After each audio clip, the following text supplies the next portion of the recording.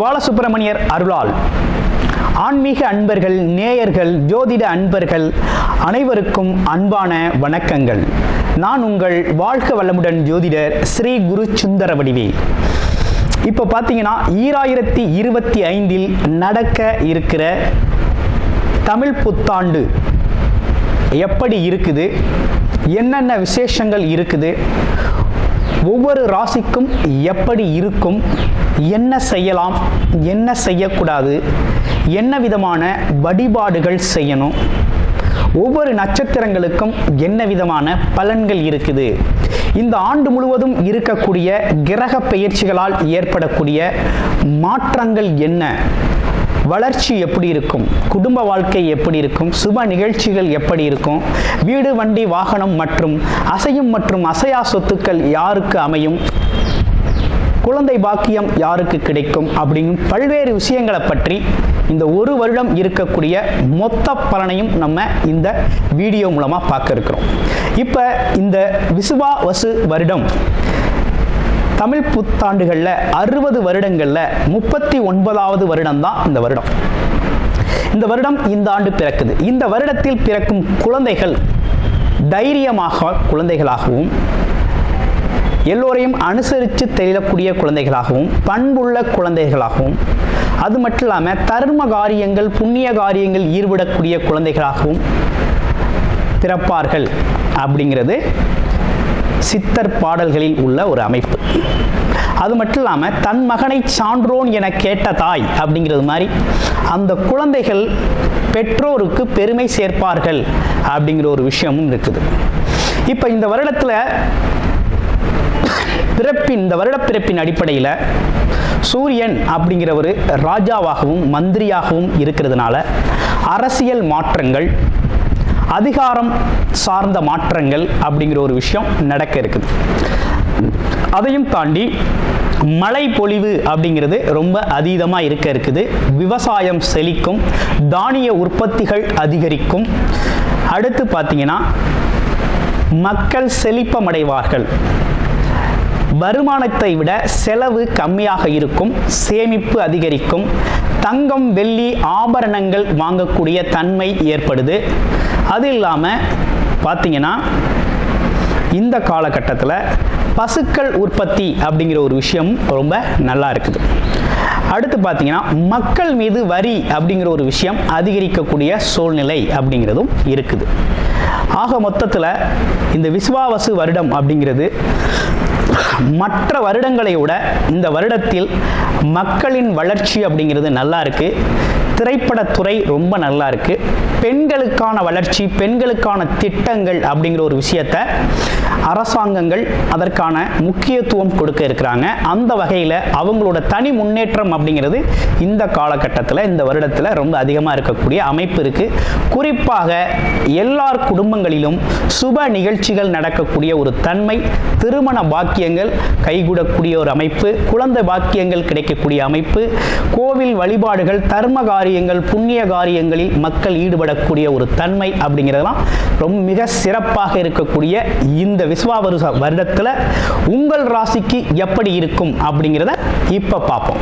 மனக்காரகனான சந்திர பகவானை ஆட்சி அதிபதியாக கொண்ட கடகராசி அன்பர்களே, இந்த காலகட்டத்தில் என்ன விதமான கிரக அமைப்புகள் நமக்கு இருக்கு அப்படின்னு எடுத்துக்கிட்டோம்னா, இதுவரை குரு பகவான் லாபஸ்தானத்தில் இருந்த குரு பகவான் விரயஸ்தானத்திற்கு மாறுகிறார் வருகின்ற மே மாதம் 14ஆம் தேதி.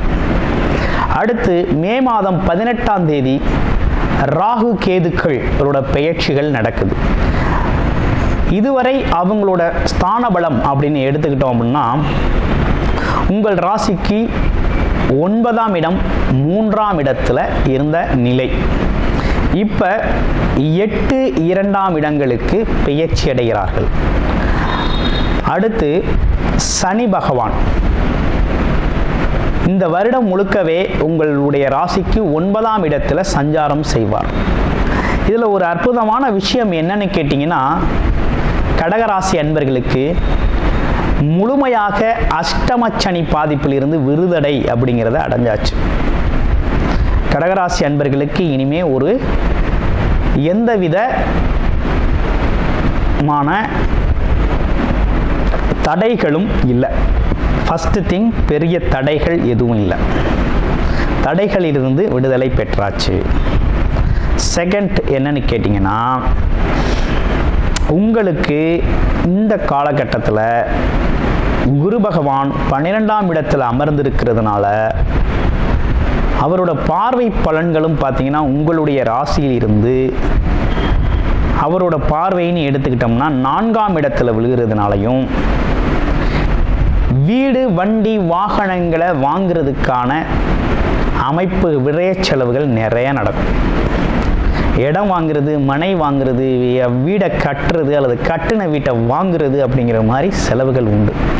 சில பேருக்கு கடனை அடைக்கக்கூடிய ஒரு தன்மை அப்படிங்கிறது ஏற்படும். இடம் வீடு வாங்கின கடன்களை அடைக்கிறது அப்படிங்கிற ஒரு அமைப்பு அப்படிங்கிறது உண்டு. அடுத்து தொழில் முதலீட்டுக்கான கடன்கள். தொழில் முதலீடு செய்வதற்காக இந்த வருமானம் அப்படிங்கிறதும் உங்களுக்கு இந்த காலகட்டத்தில் இந்த வருமானங்கள்லாம் அதுக்கு போகும்.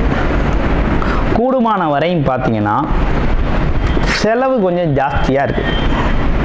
அதுவும் என்னன்னா சுப செலவுகள் அப்படிங்கிற ஒரு விஷயம் கொஞ்சம் நிறையாவே இருக்கு. என்னென்ன மாதிரி சுப செலவுகள் இருக்குன்னு கேட்டோம்னா, தொழில் சார்ந்த சுப செலவு, குடும்ப உறுப்பினர்களுக்கு குடும்பத்தின் தேவைகளை நிறைவேற்றும் விதமான சுப செலவுகள் நிறைய உண்டு.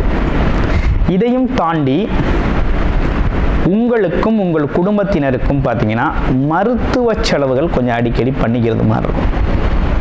உடல் கொஞ்சம் அப்பப்போ ஏதாவது புது பிரச்சனைகளை உடம்புல சின்ன சின்ன மருத்துவம் தேவைப்படும் அளவிற்கு இருக்குது. அடுத்து இன்னொரு விஷயம் என்னன்னு கேட்டிங்கன்னா,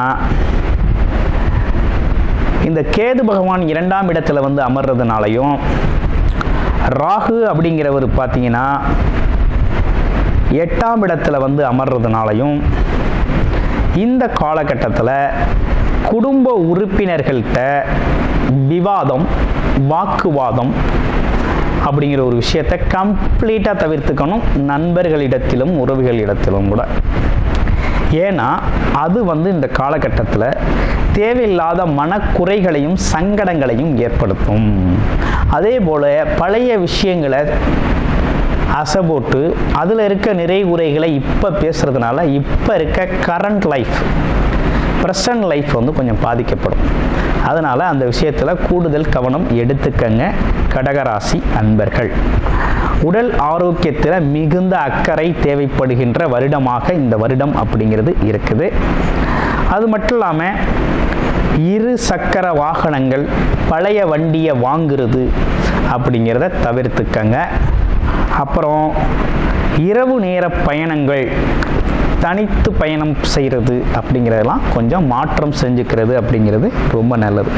அப்போ இந்த வருடம் நல்லா இருக்கா நல்லா இல்லையா அப்படின்னு பார்த்தோம்னா, கடகராசி அன்பர்களை பொறுத்த வகையில் தடைகள் ஒரு பக்கம் நீங்கிட்டாலும் இன்னொரு பக்கம் என்ன நடக்குது அப்படின்னா, குடும்பம் சார்ந்த விஷயத்தில் கொஞ்சம் கூடுதல் கவனமும், நீங்கள் பேசுகிற வார்த்தைகளில் கொஞ்சம் கூடுதல் கவனமும் தேவைப்படுது.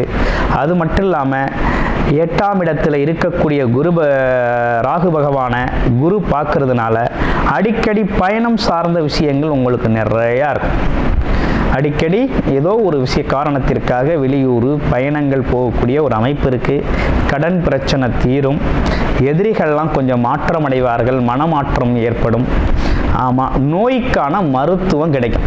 உடம்பு ஆரோக்கியம், மன ஆரோக்கியத்துக்கான ஒரு சிறந்த மருத்துவம் அப்படிங்கிறது உங்களுக்கு சிறப்பானது, ஒரு நல்ல மருத்துவம் அப்படிங்கிறது கிடைக்கும்.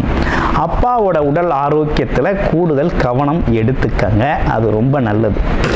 ஏன்னா சனி பகவான் உங்களுடைய ராசிக்கு 9ஆம் இடத்துல, அதாவது ஆயுள் காரகன் 9ஆம் இடத்துல அமர்ந்திருக்கிறதுனாலையும், அங்கே சுக்கிரன் புதன் அமர்ந்திருக்கக்கூடிய இந்த நிலையும், இப்போ இருக்கக்கூடிய இந்த நிலையும் இந்த வருடம் உள்ளவாகவே சனி பகவான் அங்கே தான் இருக்க போகிறார். அதனால் அப்பாவோட உடல் ஆரோக்கியத்தில் கொஞ்சம் கவனம் எடுத்துக்கணும். அவர் கொஞ்சம் தர்ம காரியங்களில், புண்ணிய காரியங்களில் ஈடுபடுத்திக்கிறது நல்லது. அதே போல் பார்த்தீங்கன்னா இந்த காலகட்டத்தில் வேற என்ன சிறப்பு விசேஷங்களை கடகராசி அன்பர்களுக்கு இருக்குது அப்படின்னு பார்த்தோம்னா, வழிபாடுகள் தான் ரொம்ப சிறப்பாக பண்ணிக்கணும் அப்படிங்கிற ஒரு அமைப்பு அப்படிங்கிறது இருக்குது.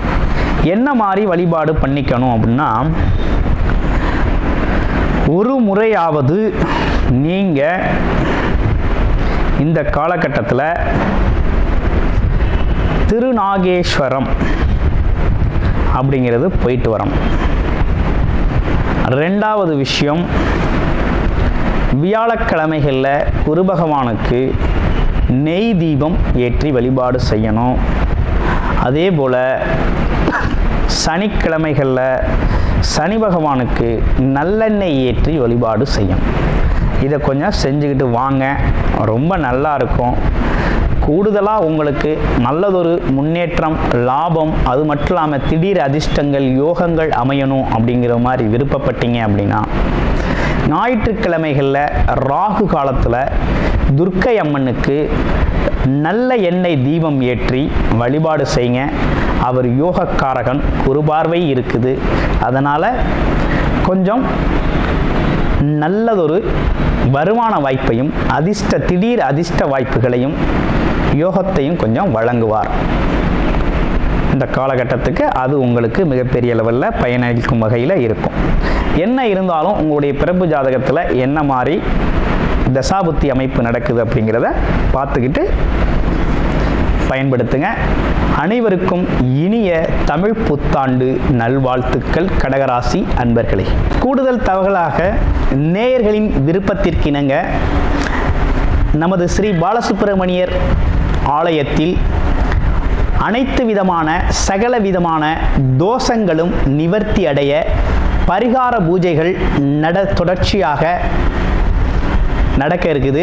அது மட்டும் இல்லாமல் திருமணத்தடை, குழந்தையின்மை, தொழில் முன்னேற்றம், வேலை வாய்ப்பு கிடைத்தல், ராகு கேது தோஷங்கள் நிவர்த்தி அடைய, குலதெய்வ அருள் கிடைக்க, கடன் பிரச்சனை தீர, வாழ்வில் பணம், பொருள், செல்வாக்கு அதிகரிக்க, இப்படிப்பட்ட விஷயங்களுக்காக பல்வேறு விதமான சகல பிரச்சனைகளுக்கும் தீர்வு கிடைக்கும் வகையில் பரிகார பூஜைகள் நமது ஸ்ரீ பாலசுப்பிரமணியர் ஆலயத்தில் நேயர்களின் விருப்பத்தின் பேரில் தொடர்ச்சியாக நடக்கிறதுக்கு, உங்களுக்கு விருப்பம் இருக்கும் பட்சத்தில் டிஸ்பிளேல தர நம்பருக்கு கால் பண்ணி உங்களுக்கான பரிகார பூஜைகளை ஸ்ரீ பாலசுப்பிரமணியர் ஆலயத்தில் செய்து கொள்ளலாம். நன்றி, வணக்கம்.